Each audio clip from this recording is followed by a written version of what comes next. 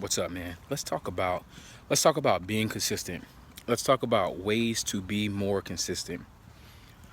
First of all, why does consistency even matter? That's the first question we have to ask ourselves. If we don't understand consistency, how can we expect to understand why we need it? Consistency Consistency is the art of taking a certain behavior and duplicating it over and over and over. The reason that you look for consistency is so that you can build something. If I want to build a house, I consistently have to lay brick after brick after brick after brick. And then one day I'll look up and I'll have a house.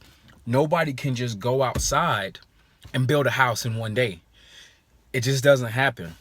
So you have to look at whatever you're trying to create, your brand, your music, your relationship, your fitness goals, your relationship, your spirituality, your connection to your God. You have to look at it from a am I being consistent mindset. And if I'm not being consistent, what is stopping me from being consistent? That's always the first thing I look at. Whenever I am looking to accomplish something, whenever I'm looking to achieve something. For example, I wanted to record 4 videos the other day. And what was stopping me from being consistent was 2 things. 1, my hair wasn't done, so that was stopping me. And 2, I was on my phone too much. So I had to take what I call a realistic inventory of my own behaviors and my own understanding of the situation. Honestly, my hair does not have to be done, so that's an excuse, right? That's a preference.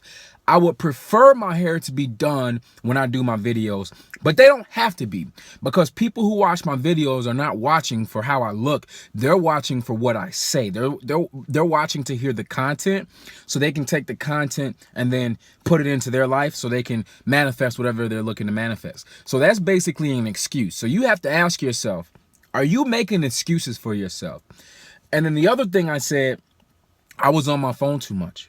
I really was. I was scrolling Instagram, Facebook. I was texting. I was semi being productive, but semi not being productive.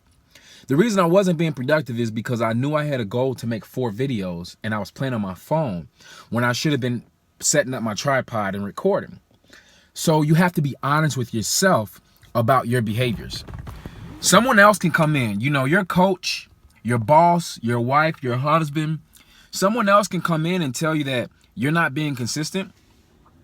But if you don't tell you that, if you don't take the first step, if you're not accountable for you, someone else coming in and telling you to be accountable is irrelevant. The first step to being consistent is to take a realistic inventory.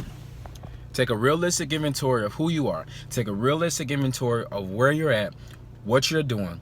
You have behaviors that work, you have behaviors that don't work. Sometimes the behaviors that don't work will work in the future. It's just not the right time. So what you have to do is you have to be open-minded. You have to always be open-minded, because what may work today may not work in the future.